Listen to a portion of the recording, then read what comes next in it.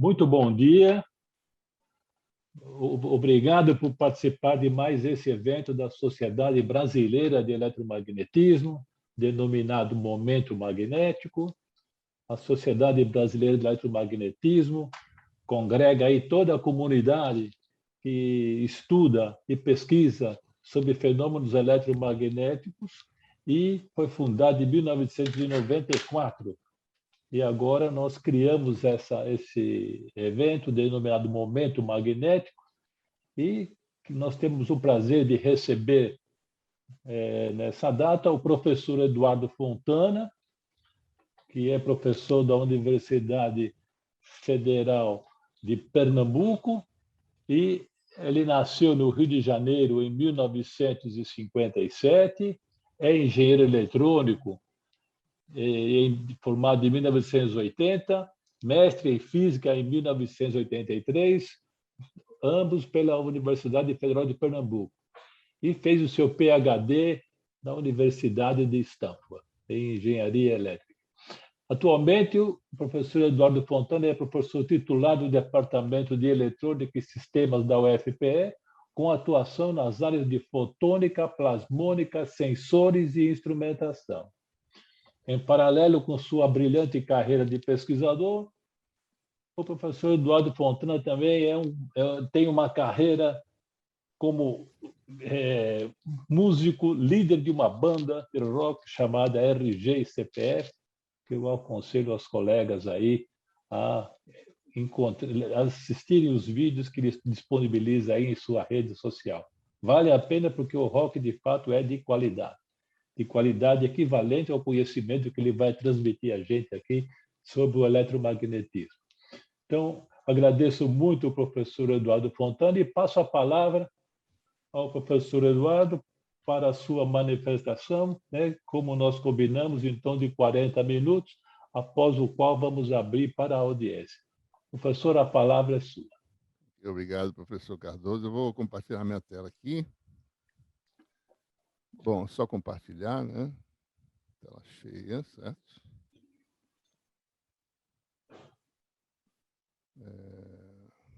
Peraí, deixa eu só... Ele está... Só um minutinho. Minha tela já está aparecendo ou não? Sim, está aparecendo o seu WhatsApp. Está aparecendo no WhatsApp, né? É porque ele fez sem eu saber, tá bom. Então, eu vou dar um play aqui. Está aparecendo? Sim, professor. Sim, Tudo ok. Está ok. Bom, antes de mais nada, gostaria de agradecer ao professor Roberto Cardoso, José Roberto Cardoso, pelo convite, né, para falar sobre esse tema.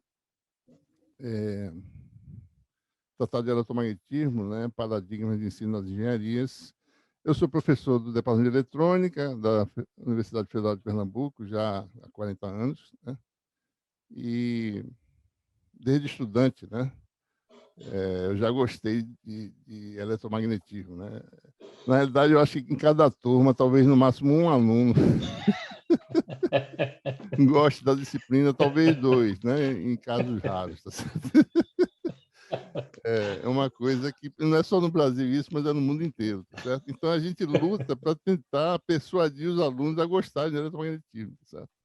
Então, essa é a nossa luta, né? E é isso que eu tenho tentado fazer nos últimos anos. A gente fica frustrado às vezes, né? Porque, puxa, a gente faz tanto esforço e parece que não adianta nada, né? Eu não sei, tá certo? Mas uma vez, um ou outro aluno, ele gosta, ele vai por esse caminho, tá certo? Mas é pouca gente realmente que... E não é só no Brasil, isso é uma coisa que é mundial, tá certo? Isso porque o eletromagnetismo é uma coisa abstrata, é uma ciência abstrata, né? Mas que tem muita importância, né? Como todos sabemos, nas várias áreas de conhecimento da engenharia elétrica, né? E de áreas afins, certo? Eu vou fazer mais ou menos a palestra de forma mais ou menos sucinta, né? Vou fazer uma breve introdução, vou fazer um histórico de como a gente construiu, tá certo? A disseminação de conhecimento nessa área, aqui na Universidade Federal de Pernambuco, especificamente, culminando com um livro que a gente vai publicar agora em fevereiro, né? Eu vou falar um pouco dele, de algumas características desse tratado, dessa obra, e o que tem de contribuição mais ou menos inédita, digamos assim, no livro, né? Porque vocês sabem muito bem que a eletromagnetismo uma área de conhecimento que tem muitos livros textos já disponíveis, né? Então é difícil você realmente inovar. Mas há algumas contribuições nesse livro que eu gostaria de informar e apresentar para vocês. E, no fim, algumas perspectivas do que eu pretendo talvez fazer, né? Ainda adiante, tá certo? Bom, aqui na Universidade Federal de Pernambuco, né, no tocante ao ensino de eletromagnetismo nas engenharias, especificamente na engenharia elétrica, né? Não sei se vocês estão vendo meu mouse mexendo, estão vendo, não? Tá tudo ok. Sim, professor, vemos sim. Porque às vezes o mouse não aparece. Então o eletromagnetismo ele serve, né, nas engenharias, engenharia eletrônica, elétrica, computação e biomédica. E até 91, a gente não tinha uma disciplina ou um currículo de eletromagnetismo especificamente, tá certo? Básico, né? É claro que você tem física 3, né? Que é no Física 3 e 4, né, que são as físicas que tratam desse tema, e depois você vai para um curso um pouco mais dedicado, que é eletromagnetismo, mas nós não tínhamos um curso completo. A gente tinha espalhado eletromagnetismo em função do conhecimento das pessoas que ministravam essa disciplina. Tinha eletromagnetismo chamado eletromagnetismo 1, que fala só da parte estática, de campos estáticos, até magnetostática. E daí tinha uma disciplina chamada de transmissão e outra de micro-ondas, que são coisas especializadas, né? Não é exatamente o eletromagnetismo básico, mas é algum tipo de aplicação do eletromagnetismo, né? E a partir de 91, depois da minha volta do doutorado, a gente começou a reformular, né? Eu com os professores, o professor Belfort especificamente, aqui no departamento de eletrônica, a gente começou a reformular e criou duas disciplinas, né? Chamadas eletromagnetismo 1 e 2. Eletromagnetismo 1 seria esse eletromagnetismo 1 que já existia, o eletromagnetismo 2 seria a partir das equações de Maxwell, com as aplicações básicas, né? Mas não especializadas, básicas, tá certo?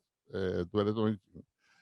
No formato atual, a gente está com esse formato atual e atende o currículo de engenharia eletrônica e telecomunicações. O pessoal de engenharia elétrica tem o seu próprio jeito de ministrar essa disciplina, tá certo?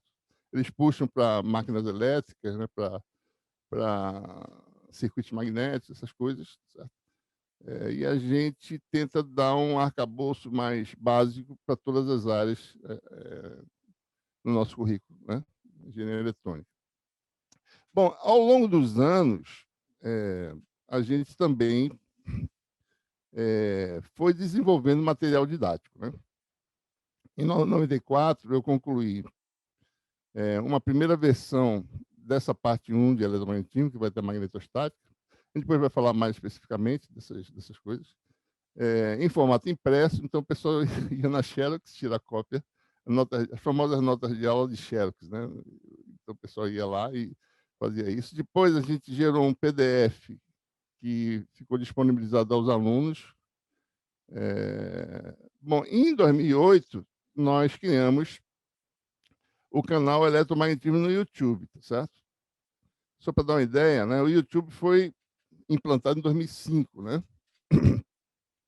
Em 2008, MIT e Stanford começaram a lançar cursos completos em videoaulas, né? OpenCourseWare da MIT, né? E a gente também, em 2008, simultaneamente com o MIT competindo. Bom, você sabe, só para contextualizar, né? E a gente criou esse canal, tá certo? E na época a gente fazia... aqui está o canal, eu acho que eu posso abrir e voltar, né? Eu vou tentar ver se dá certo aqui. Eu vou abrir o link para o canal, tá certo? O canal, ele vai abrir aqui, tá certo? Só para mostrar atualmente como é que ele está, né? O que tem, tá certo? No canal.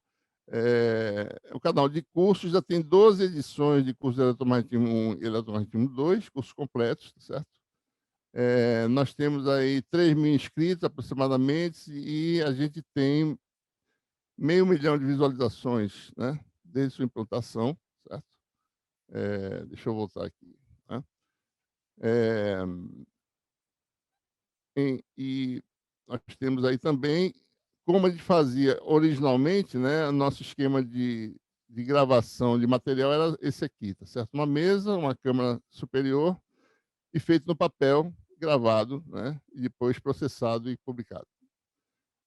Nessa época, é só fazer problemas resolvidos, não era realmente cursos, né? A gente começou a fazer... Porque, na época, o YouTube só permitia segmentos de 10 minutos, então era mais complicado a gente poder fazer essas coisas. Então, isso aí mostrando mais ou menos como é que a gente fazia, né? Mostrando aí o detalhe da imagem, né? Como é que ela aparecia no vídeo, tá certo? Depois a gente progrediu com mesa digitalizadora, né? E a gente fazia gravação da aula durante a aula, né? Aqui tem uma câmera que não está sendo mostrada que grava o que está aqui na tela, certo? Mesa digitalizadora, um computador. É bom nesse contexto que o computador seja de alto desempenho, era um Macintosh, certo? Para processar os vídeos que são muito grandes, né? Então, a gente depois sincronizava as imagens, tá certo? Atualmente, eu tenho feito, agora com a pandemia, tá certo? Eu tenho feito isso no iPad Pro, em que eu escrevo diretamente na tela e o computador mesmo grava a minha imagem e eu sincronizo os dois rapidamente com o software da Adobe, né? A gente faz isso, certo? Bom, em 2009 a gente criou esse portal de conteúdo, né? E que está hospedado na universidade, né? Em que nós temos aí, ele está no fim aqui, deixa eu botar no começo, mais ou menos, certo? Em que nós temos várias... Cada coisinha dessa é uma página, tá certo? Deixa eu parar aqui. Isso aqui são aplicativos online, muitos desses são usados no curso de eletromagnetismo. Certo? Alguns são usados para pesquisa científica, como esses dois aqui. Nós temos os e-books, né, que nós temos antes desse texto que a gente vai falar, que vai sair em fevereiro. Nós temos e-books parte 1 e 2. Temos papers que não são papers de publicação em magazines de alta circulação, mas são papers relevantes que eu deposito nessa seção aqui, que alguns deles são usados também como referências científicas, certo? Mas não são papers, assim, digamos, publicáveis em magazines, mas são papers de importância também para algumas coisas que a gente desenvolve, certo? Então, tem mais cursos na pós-graduação, né? Fundamentos de ótica, né? Oficina de modelagem. Esse aqui é um curso que nós oferecemos no semestre passado em língua inglesa. A gente faz parte do programa CAP Sprint, né?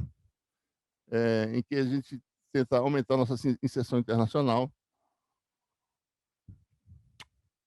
Então, esse curso aí, o de Advanced Electromagnetics, que é de pós-graduação, foi assistido também por vários alunos de outros países, né? No semestre passado, certo? E na parte final tem os canais, né? Inclusive, a gente também, juntamente com o canal da Eletromagnetismo, a gente criou um canal da pós-graduação, certo? Esse aqui é o canal de Eletromagnetismo. Cada coisa dessa é um link, né? Acima são algumas páginas. E nós criamos também a Vidital, que é digamos, um laboratório virtual de fenômenos de eletromagnetismo e ótica, em que a gente mostra alguns efeitos dinâmicos interessantes, certo? Simulações computacionais, etc. Né? E esse aqui é o da banda, da banda de rock, tá certo? Que está na minha página, né? Que a gente tem que fazer uma propagandinha também na nossa atividade paralela aqui, tá certo? Bom, em 2011, né, nós colocamos em formato HTML o curso de eletromagnetismo parte 1, que são cinco capítulos aqui, tá certo? Cada coisinha dessa é um capítulo, né? Tem 50 páginas aproximadamente, dependendo do capítulo, né? Pode ser 70 páginas. Mas uma versão preliminar da obra que a gente vai falar daqui a pouco, certo? Então, nós fizemos isso aqui, né?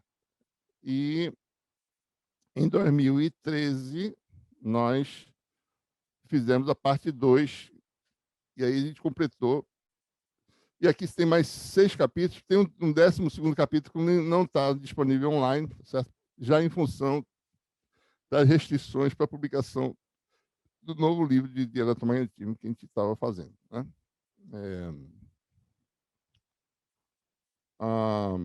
E agora, em 2022, a gente está publicando um livro completo, que é o chamado Tratado de Eletromagnetismo, que a gente vai falar um pouquinho agora, né? Nessa palestra, tá certo? Com respeito a esse último desenvolvimento, ou seja, tudo isso é o desenrolar da nossa atividade de ensino de eletromagnetismo ao longo dos anos, né? E a gente termina agora em fevereiro com a publicação desse texto, certo? Só para dar uma ideia, mas ele tem 12 capítulos, né? São aqueles 11 que eu mostrei lá. Claro que com muito mais material do que está disponível online, né? E com mais um 12º capítulo, que não está lá mostrado.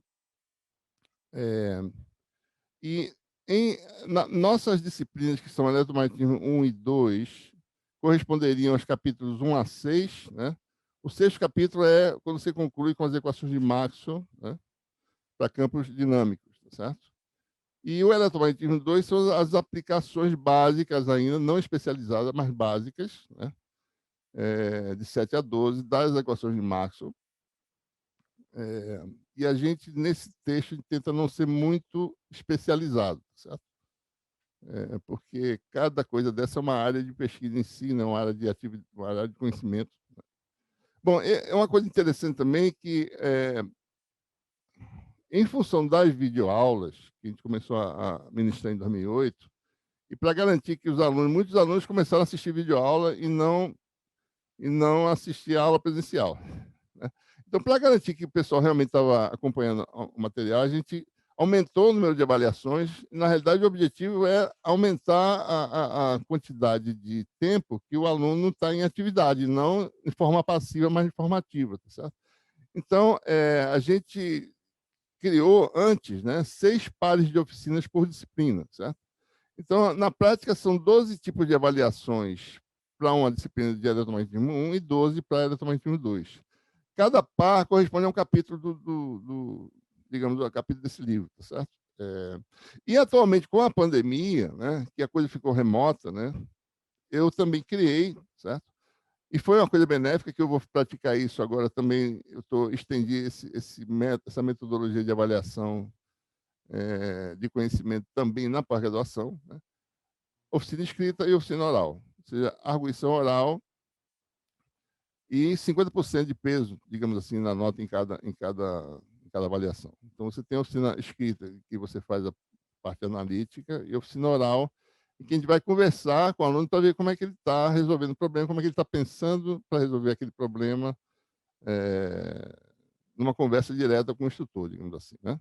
E isso eu acho que é muito positivo, tá certo? Porque força o aluno a ler mais e entender mais a terminologia e fazer isso, né? Então, bom, o livro que a gente está publicando agora em fevereiro, tá certo? Essa é uma capa que eu propus para a editora, não sei se eles vão fazer essa capa, eles têm a prerrogativa de escolherem a capa, espero que eles façam, tá certo? E vai sair em fevereiro de 2022, e nós temos aí algumas características, né? Esse texto tem 700 páginas, mais ou menos 500 ilustrações, 3.000 expressões matemáticas. E o interessante também é que muitas ilustrações, vocês vão ver algumas aqui, certo? Foram simuladas computacionalmente, né? E juntamente com esse texto, a gente também desenvolveu aplicativos de apoio ao conteúdo, ou seja, que você pode usar para calcular algumas coisas usando esses aplicativos. E esses aplicativos rodavam, um deles roda totalmente na web, o outro roda dependendo do navegador. A gente vai falar sobre isso, certo? Bom,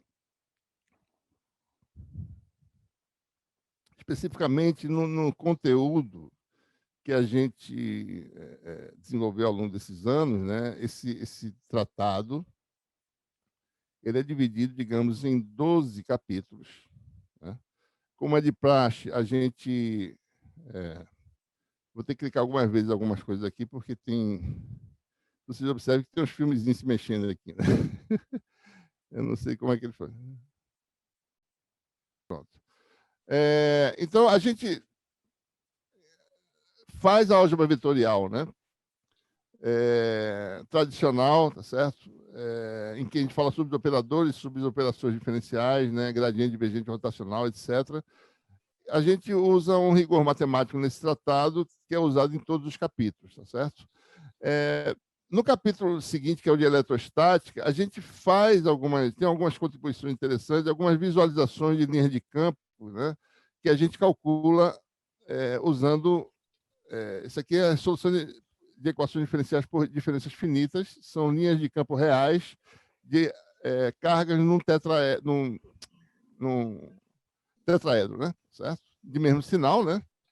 Por exemplo, como é que ficaria em 3D, tá certo? A gente tem algumas dessas ilustrações calculadas matematicamente, que eu gostaria de mostrar, de compartilhar com vocês. E, por exemplo, aí cargas de sinais opostos, né? Uma carga de sinais opostos às outras, né? Isso tudo calculado. Então, a gente tem muitas dessas simulações matemáticas, a gente elucida os efeitos de dielétricos com mais profundidade do que tradicionalmente é feito nos textos de engenharia, né? A gente tem a eletrostática de cargas livres e ligadas, que é uma coisa importante, né? Um dia desse, o professor Cardoso divulgou um vídeo, né, de eletricidade estática, né? Que é uma coisa muito comum no hemisfério norte, né? Aqui no Brasil eu não presencio muito esse efeito, mas você, quando anda no carpete, né? Nos Estados Unidos, por exemplo, é muito seco, né? Você anda no carpete, quando vai pegar na maçaneta, leva um choque, tá? É muito comum. No Brasil isso não acontece muito. Talvez no sul ou em Brasília, talvez, que é um pouco seco, tá certo? Mas aqui no Nordeste isso não acontece. Mas é uma coisa comum e o pessoal se preocupa muito com isso. Inclusive para componentes eletrônicos, né? As embalagens têm esse cuidado para você poder evitar esse tipo de eletricidade. Então a gente elucida bastante essas coisas.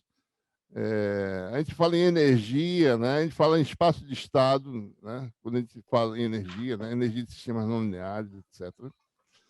No tocante à eletrostática, né? Problemas de valores de fronteira, a gente não resolve problemas governados pela equação de Laplace e Poisson, ou Laplace especificamente. A gente não não resolve nenhum problema usando funções especiais, tá certo? Porque para um aluno de graduação entender funções já é difícil, uma função senoidal, tá certo? Função logarítmica. Imagina uma função de Bessel, né? Então, a gente não chega em função de Bessel, tá certo? Quando a gente trata problemas de valores de fronteira. A gente faz sempre funções senoidais, separação de variáveis, e a gente resolve alguns problemas que não constam nos textos tradicionais, certo? Um deles é um que, esse específico aqui, que é a função, você tem uma fronteira entre dois cilindros, superfícies cilíndricas, e uma borda, que é a função da coordenada radial, né? Uma outra aterrada. Esse problema aqui gera como soluções funções complexas de base variável, que não são exponenciais complexas tradicionais, né? Geram funções do tipo que são funções ortogonais, né? Do tipo cosseno de log, certo? São funções interessantes, né? Que não são exploradas nos textos tradicionais. A gente fala um pouco sobre isso. Então, à medida que eu estou falando aqui dos capítulos do tratado, estou falando de algumas das contribuições que são razoavelmente inéditas em relação ao que existe por aí, certo?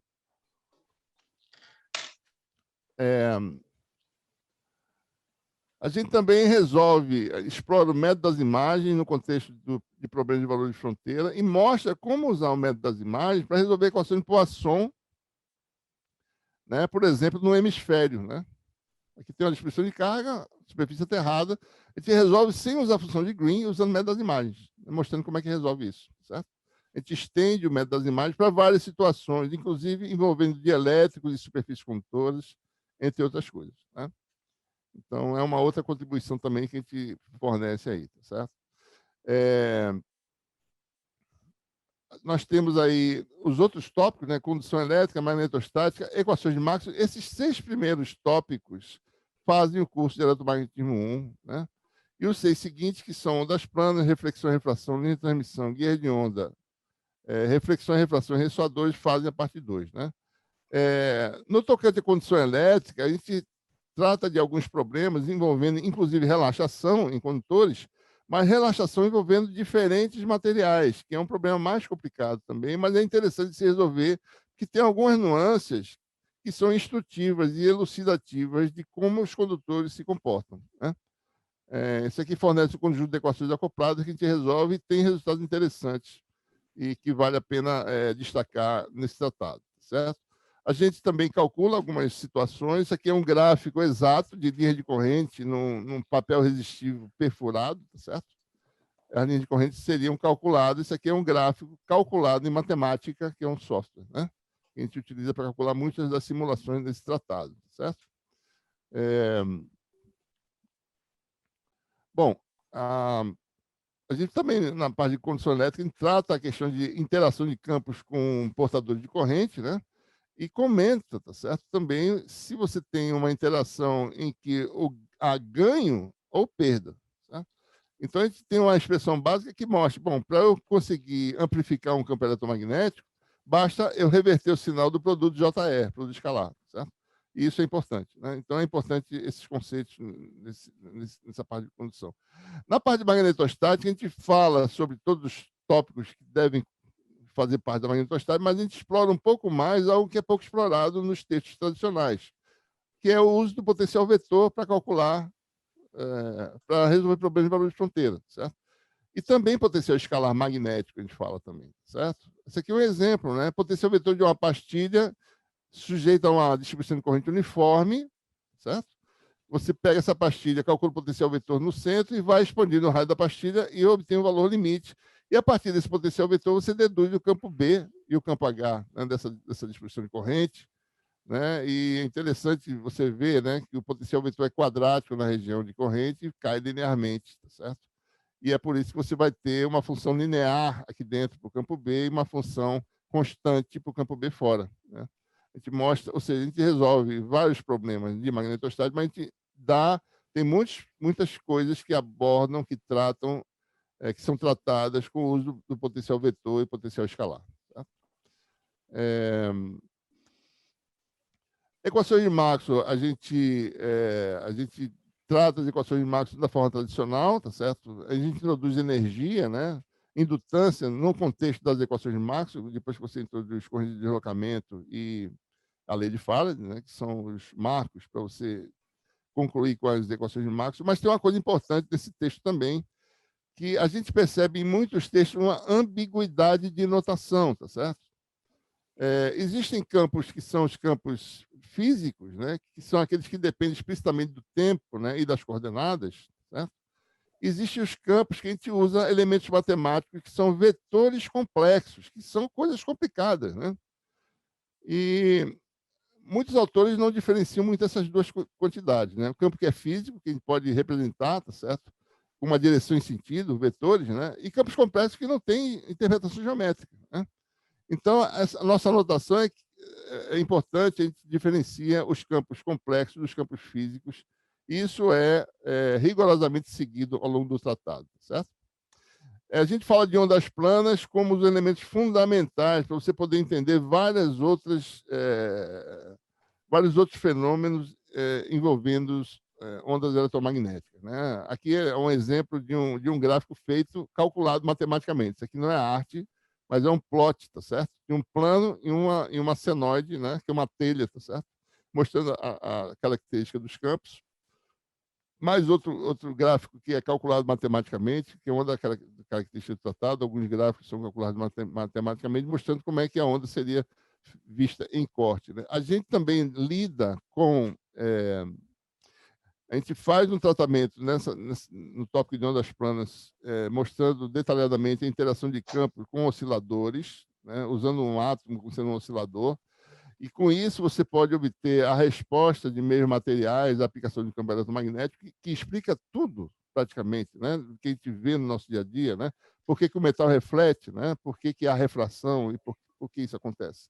Tudo pode ser obtido desse modelo, tá certo? Da interação de campos com osciladores, e a gente unifica, né, as funções permissividade e condutividade numa função só, certo?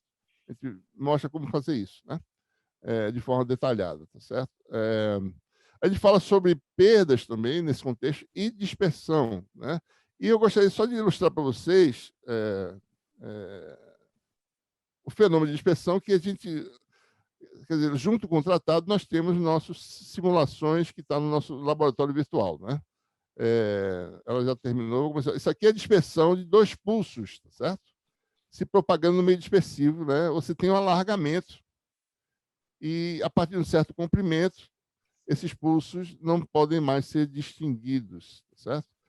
É interessante simular para ver como essas coisas são, né? Porque tipicamente a gente vê nos livros textos, né, uma interseção de dois pulsos, né? Mas essa interseção se dá de forma muito curiosa, tá certo? Então eu gostaria de mostrar para vocês verem, né? É isso que acontece, tá certo? Você, depois de um certo comprimento, você perde a informação, porque você tem, ao invés de dois, tem vários pulsos, né, sendo formados. É assim que ocorre, né? Então, para eu poder dimensionar o meu sistema, eu teria que chegar até, no máximo, esse comprimento aqui. Eu ainda posso distinguir, né, os dois pulsos, certo? Então, existe um comprimento máximo. Então, essas coisas são tratadas no nosso curso, no nosso tratado, né? Bom, e em seguida, né, ondas planas, como eu falei para vocês, né, ondas planas são os elementos básicos, né? A gente, na realidade, desenvolve o que a gente chama de a forma canônica da onda plana, certo? Porque a gente vê, e realmente é, a onda plana, né, livre, certo? Tradicional, né, que depende de x, y, z, ela é um elemento fundamental para você explicar vários outros tipos de perturbação eletromagnética, né?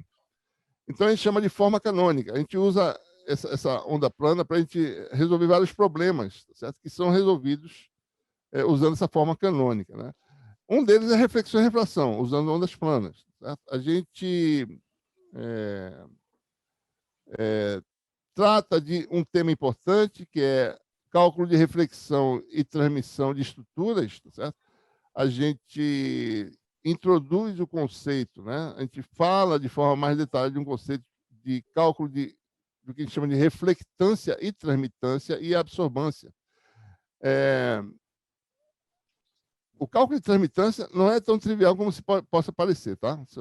Eu enfatizo isso porque calcular a transmitância é uma coisa difícil, não é simples. A gente pensa que é o módulo quadrático do campo e não é, tá certo? Então, outra coisa, a gente trata, nesse capítulo de reflectância e transmitância, a interação com interface entre meio absorvedor e não absorvedor, que é uma coisa importante também que é pouco tratado nos livros textos, tá certo? Aqui, por exemplo, é o efeito reflexão interna total quando um outro meio, né, tem um pouquinho de absorção. Então, a reflexão passa a ser quase total, você perde informação, certo? Já não é mais total como originalmente seria, num certo ângulo, mas você tem uma transição suave, né? Que é o que acontece, certo? A gente também mostra como é que se dá a reflexão numa superfície metálica usando o mesmo conceito, certo? E eu gostaria de mostrar para vocês mais essa simulação para mostrar um efeito interessante, né? Quando você tem uma onda que bate no metal, do lado direito é o metal, essa região aqui, isso aqui é o espaço livre, e a onda bate no metal e penetra um pouco no metal, né? Ela se propaga porque há um pouquinho de propagação, tá certo? E é interessante a gente ver como é que se dá esse fenômeno, né? Eu vou aqui rodar o filme, tá certo? Para vocês observarem como é que é a penetração de uma onda no metal, né? O que parece para a gente? Parece que a frequência no lado do ar é maior do que a frequência no metal. Parece que a oscilação é mais rápida no ar do que no metal, né? Não é isso que dá a impressão, né? Dá essa sensação. Observem, né? Mas isso é só ilusão de ótica, tá certo? Se você pegar um plano e cortar no metal, você vai ver que a frequência é a mesma. Mas visualmente dá a sensação que a coisa é mais devagar. Na realidade é porque a velocidade de propagação do metal é muito mais lenta, devido ao fato do metal ser um grande absorvedor, né? Então, são essas coisas que a gente elucida no nosso tratado, certo? A gente também desenvolveu, juntamente com isso, dentro da dissertação de mestrado do meu aluno Leonardo Cavalcante, que, por sinal, casou domingo, né? Na dissertação, a gente desenvolveu um sistema de cálculo de reflectância de estruturas multicamadas. Eu vou abrir aqui o link só para mostrar para vocês esse aplicativo web. É um dos aplicativos web que a gente menciona, certo? Eu preciso correr aqui porque a gente está meio em cima da hora, né? Então, esse aplicativo web, você pode calcular, certo? As coisas. Isso aqui já está calculado uma estrutura, mas eu posso, por exemplo, alterar o número de interfaces, tá certo? O meio 1 é vidro aqui no caso, tá certo? Eu posso calcular algumas coisas. Reflectância de uma estrutura vidro-ar, né? Por exemplo, Vou mostrar aquela curva de reflectância, né? E aqui eu posso dar um zoom e olhar direitinho, tá certo? Posso melhorar a resolução, tá certo? Deixa eu ver aqui onde é que está. Eu acho que já não precisa, certo? Bom, enfim. Esse aplicativo web permite você calcular a reflectância de uma ou múltiplas interfaces, né? Permite você otimizar estruturas, tá certo? Ele fez um otimizador baseado em PSO, ou seja, permite fazer um bocado de coisa, certo? É só a gente tem que correr aqui para poder mostrar tudo, certo?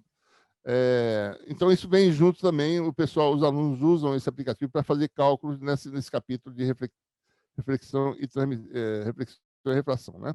Em linha de transmissão, a gente desenvolve todo o arcabouço do cálculo de propagação e linha de transmissão, e, especificamente, temos também um outro aplicativo web, eu não vou abrir porque ele agora não roda, tá certo? Ele não roda em qualquer navegador, tá certo? Ele roda no Simanque, que pouca gente usa, mas aí o que acontece? Quem usar esse aplicativo pode solicitar a mim, que eu mando por e-mail, né? O aplicativo, certo? Então, esse aplicativo aqui é o cálculo de linha de transmissão usando a carta de Schmidt, né? Isso aqui é um aplicativo online em que os alunos utilizam no capítulo 9 do tratado, certo? Consegui evoluir aqui, né? Bom, você tem aqui a parte final, tá certo, do tratado, né? Em que a gente fala sobre guia de onda. Eu só gostaria de mostrar. A gente mostra detalhadamente como é feito o cálculo de atenuação, né? Usando conceitos básicos de conservação de energia ou então resistência de folha, tá certo? Só um minuto. Pronto.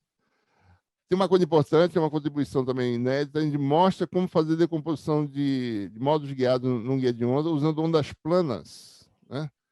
Mas isso aqui é de forma geral, certo? Não é assim onda plana só para o Monteão 0, não. Onda plana em geral. Por isso que é importante o capítulo de ondas planas, da forma canônica, a gente consegue mostrar como decompor em 4 ondas planas, cujos ângulos de deflexão no plano transversal e longitudinal dependem do módulo, né? Depende disso do módulo. Certo? Então, isso é uma coisa que a gente faz. E aqui nós temos, a gente mostra como é a distribuição de potência de módulos no guia retangular, que a gente trata do guia retangular, mas a gente vai mostrar aqui para o guia circular, porque é elucidativo, né? A gente nunca vê muito essas coisas. Eu vou mostrar aqui para vocês a distribuição de potência de módulos no guia circular, certo? Mostrando aqui é porque os módulos TM e TE, e eu quero mostrar para vocês, eu vou correr um pouquinho aqui, tá certo? Para poder ser mais rápido. O modo fundamental, por que ele é o modo fundamental, né? Esse aqui, para aqui, peraí. Que tem uma observação importante no modo fundamental no guia circular, né? Deixa eu só. Pronto, eu queria parar aqui. Pronto. Esse modo aqui que vocês estão vendo, esse é o modo fundamental no guia circular. Observe por quê, né? O TM1, TE1, que é esse aqui, o fundamental. Ele preenche a seção transversal do guia com mais distribuição de energia do que o modo TM1, né? É por isso que ele é o modo TE1 fundamental, certo? É o que mais preenche, digamos assim. Daí você tem vários outros modos, né? Esses aqui, tá certo? No guia circular. Né? E essas coisas também calculadas. O cálculo aqui é mais complicado. A gente precisa saber a raiz da função de Bessel para poder calcular esses modos. Né? Bom, seguindo aqui, a gente... Só um minuto. Bom, temos um capítulo de radiação, né?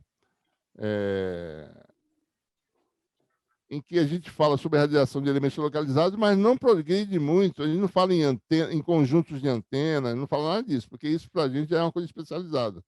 Fala antena de polo e pronto, certo? Mas com isso a gente já pode explicar muitas coisas. A coloração do céu, né? Azul, tá certo? Olhando para cima ou olhando no horizonte, ele sendo alaranjado, né? Isso tem a ver com o espalhamento Rayleigh, né? Isso é uma consequência simples, né, de radiação por um dipolo localizado, né, que vai com a quarta potência da frequência. Então, a luz espalhada a 90 graus é azul e a luz transmitida através da camada atmosférica, o azul vai sendo espalhado e você vai ficando só com vermelho. É o que você vê. Então, essas coisas a gente fala no nosso texto também, mostra porque uma coisa interessante também no tratado é que, no final de cada capítulo, há um capítulo, digamos assim, de notas históricas e referências bibliográficas em que a gente comenta essas coisas. Isso aqui, na verdade, é uma nota de final de capítulo. E a gente tem também mostrando como é que é a distribuição de radiação, tá certo? De antenas, né? Antena de polo, tá certo? Só um minuto. Isso aqui eu quero mostrar para vocês como é que é a radiação de uma antena de polo, tá certo? Quando você varia o comprimento da antena, né? Só ver se eu consigo chegar nela. Pronto, aqui chegou. Eu vou acelerar um pouquinho aqui. Então, você tem aí a distribuição de radiação, né? A intensidade de radiação como função dos ângulos θ e φ, digamos assim, tá? Para uma antena de polo, né? Tem um comprimento ideal em que você otimiza a irradiação a 90 graus, mas aí você, quando aumenta muito o comprimento da antena, começa a ser um pouquinho ineficiente e começa a aparecer esses lobos laterais, né? Vocês bem conhecem. A gente ilustra isso no nosso tratado, certo? Esses efeitos. Né? Bom, e finalmente tem um último capítulo, certo, desse tratado que fala sobre ressoadores, né? É um tema tratado de forma mais ou menos superficial na maioria das obras, dos livros, né? Mas a gente fala tanto em regime transitório como em regime permanente, né? Deixa eu ver se eu consigo parar isso aqui, tá certo? E mostrar para vocês o que eu estou falando. Isso aqui é uma simulação, né? Mostrando como um sistema entra em ressonância e o que acontece. Isso é interessante também para o pessoal de música, né? Para afinar suas cordas de violão, certo? Aguardando meu computador responder. Pronto. Isso aqui é um efeito, né? Em que você estimula um sistema ressonante numa certa frequência e vai variando essa frequência em torno da frequência de ressonância, né? Então, essas coisas são exploradas. Então, você tem aí esse azul aí é o estímulo, isso aqui é a resposta em vermelho, e a frequência está sendo aumentada, tá certo? Em torno da ressonância. Primeiro, observe que existem os batimentos conhecidos, né? Certo? E você, quando afina um acorde de violão, você faz isso. Você afina uma corda e a corda vizinha começa a fazer batimento, certo? Você vê isso, né? E daí você vê a resposta se tornando máxima. Aqui está desligado, né? Nesse momento aqui, tá certo? Então, a resposta sendo máxima quando você atinge a ressonância, né? Aí, né? Passou da ressonância, daí a resposta cai. Então, são coisas que a gente explora nesse último capítulo, que é o de ressonância. É um capítulo inteiro. A gente fala sobre uma função que governa qualquer sistema ressonante, a energia, né? Armazenada e a potência dissipada no sistema de ressonância, que é a ressonante, que é a função lorentziana. E a gente fala também sobre cavidades eletromagnéticas, em particular, a gente comenta sobre o forno de micro-ondas, certo? E aí a gente tem essa outra simulação mostrando a distribuição de potência numa cavidade, ou seja, no forno de micro-ondas, né? Porque a gente precisa rodar o prato para poder aquecer o alimento, porque você tem blind spots e hot spots, certo? Isso aqui foi calculado matematicamente, né? Que mostra os vários modos ressonantes numa cavidade. É algo que a gente apresenta também no nosso tratado, certo? Mostrando que você tem regiões de zero intensidade, zero potência, né? E de potência intensa, certo? Bom, então, basicamente são essas características do tratado que a gente fala nas contribuições mais ou menos relevantes desse tratado.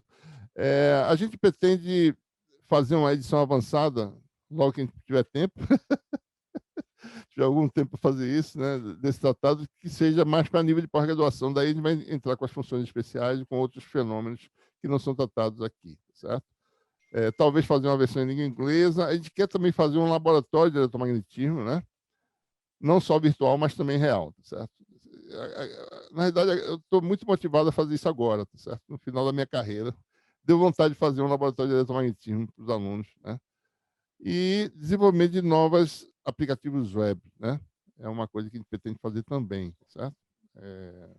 Tentando, né, convencer mais um aluno a gostar de eletromagnetismo, além daquele um que talvez goste em cada turma, né? Então, a gente talvez consiga 100% de trazer mais um aluno para essa área. Tá certo? Eu gostaria de agradecer algumas das pessoas que participaram, né, da minha, digamos, meu interesse por essa disciplina, né? O professor Belfort é meu colega de departamento, ele foi meu professor e ele ensinou micro-ondas, né? O professor Faro, que foi meu professor de eletromagnetismo na graduação, né? Logo quando ele estava aqui. O professor Freider Reich, Sérgio Rezende, do departamento de física, né? Foi meu orientador, Maurício Coutinho também, orientador, Marin Gelsberg, professor de física, professor Old de Stanford, né? Professor Sigma, meu orientador Pantel, e agradecer especificamente ao professor Cardoso pela bela apresentação que ele fez e por ser um grande amigo, né? Me chamou de artista, né? Na apresentação que ele fez do tratado, eu achei muito legal. A parte que eu gostei foi essa. Tá bom, pessoal? Então, obrigado aí. Fico à disposição aí para os questionamentos. Muito obrigado, professor. Agradeço muito a sua apresentação. Quer dizer, deu para perceber que esse livro, Tratados de Eletromagnetismo, não é um livro, é um projeto completo que envolve um livro-texto de altíssima qualidade, sou testemunha disso, né? E também toda uma parte visual e ferramentas computacionais para que os alunos possam, de fato, praticar e ter uma visão diferente do eletromagnetismo. Quer dizer, de fato, eu tenho certeza que esse livro será um sucesso, pelo que o senhor comentou. Ele será lançado, acho que em fevereiro, né, pela editora da Unicamp, né? Isso. Então, estamos ansiosos aí, aguardando o seu livro. Na audiência aqui nós temos pessoas importantes da área de eletromagnetismo. Quero destacar aqui o grande professor Renato Carlson, que está lá. Professor Carlson, tudo bem, Carlson? Quanto tempo, Renato hein? Carlson. O professor João Pedro Assunção Basco está aí também. O Marco Schroeder, Luiz Gutierrez, Luiz Henrique, Wagner Costa, Thales Castro, Gabriel Freitas. E eu vou passar a palavra a eles aí para dialogar com você um pouco sobre esse grande projeto que você desenvolveu. Por favor, pessoal, que alguém tem alguma... João Pedro, fique à vontade. Vocês estão me escutando, pessoal? Sim, estamos sim. Não, eu queria dar parabéns para o professor Eduardo Fontana, né? Eu acho que eu queria colocar um pouquinho a história do eletromagnetismo no aspecto didático, né? E dizer que quando a gente foi estudante, né? Alguns anos atrás, muitos, na verdade, até, digamos, até o final dos anos 80, o eletromagnetismo era sempre visto como uma disciplina que, vamos dizer assim, ninguém gostava. Nem os professores que iam dar eletromagnetismo, eles pegavam o último professor que entrou no departamento e davam a disciplina para ele dar, então era uma espécie de um fardo, e os alunos também não. Mas a gente percebe que, ao longo do tempo, aqui no Brasil, houve um esforço muito grande de vários grupos de pesquisa, de várias pessoas, né, no sentido de fazer do eletromagnetismo uma disciplina mais atrativa e conseguir resgatar o interesse que ela tem, né? E isso é uma coisa que hoje a gente nota no Brasil, que é uma disciplina que, na verdade, ela é muito bem aceita, ela é bem ministrada, né? Então, eu acho que o esforço do professor Eduardo Fontana aí é muito louvável, né? Bem interessante o trabalho que ele mostrou. Eu queria dar parabéns para ele pela publicação do livro que ele vai fazer. E queria só fazer uma perguntinha para ele, para o Eduardo. Onde é que o Eduardo, dentro do esquema dele, coloca a parte de magnetodinâmica, a lei de Faraday, a lei de Lenz, né? Que é a parte de quase estática, aonde que ele situa isso no... Não está nesse tratado ainda. Ainda não. Não apareceu ainda. Tá, ok. Então tá, então Como era eu isso. falei, a gente já é grande o texto, né? E tem muita coisa básica, né? Sim. Então a gente muitas coisas não vai mais além em alguns. É uma área muito ampla, né? É verdade, é muito grande. Como eu falo, né? Cada coisa dessa é uma área de conhecimento, cada aplicação E faltam muitas outras, como você está falando aí, né? Magnetodinâmica, etc. Então, tá, isso que eu queria colocar, então, agradeço aí a apresentação do Eduardo e compartilhamento com vocês aí dessa sessão.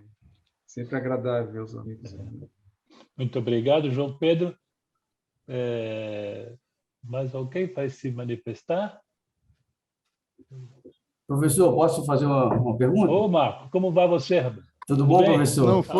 Se não for difícil, pode. Fica à vontade. Não, professor, primeiro parabenizar pela apresentação, pela longa trajetória no maravilhoso, belo, elegante, sensacional, exuberante, fantástico e incrível mundo do eletromagnetismo, né? Não há outro igual, né? E eu sou iniciante, estou no meio do caminho, né? Eu tenho mais ou menos 20 anos com que eu leciono eletromagnetismo, desde 2001. E o senhor começou falando da luta, né? Uma luta minha também, sabe? Fazer com que os alunos gostem, né? Apesar de todo o esforço para eu mostrar que a rara beleza compensa quaisquer eventuais dificuldades, né?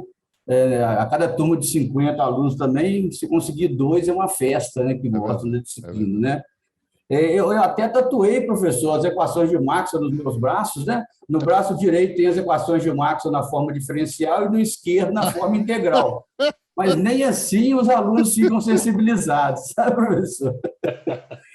Muito bem. Professor, eu vejo, né, na minha humilde opinião, né, um dos grandes entraves, digamos assim, no ensino de eletromagnetismo, né, que o pessoal, quando chega em eletromagnetismo, normalmente não vem com a base muito adequada, né, dos cursos de física e de cálculo vetorial, por exemplo, sabe?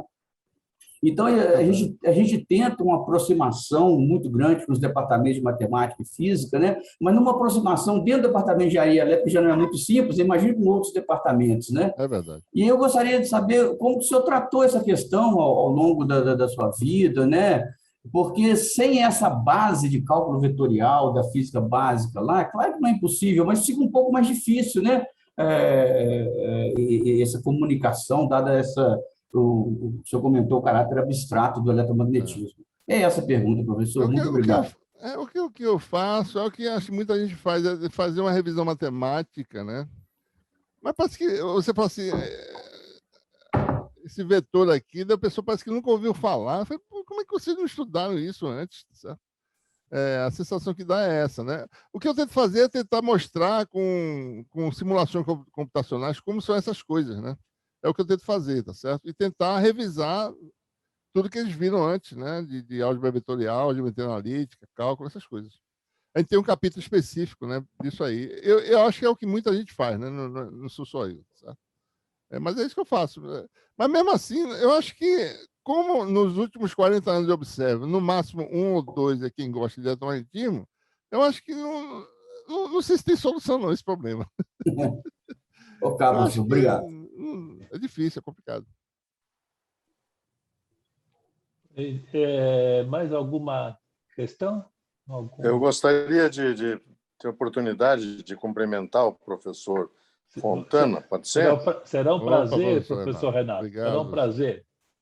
Pois então, eu tenho a felicidade de conhecer o Fontana já há muitos anos, né? E também, tudo, na idade que eu cheguei, tudo é muitos anos, né?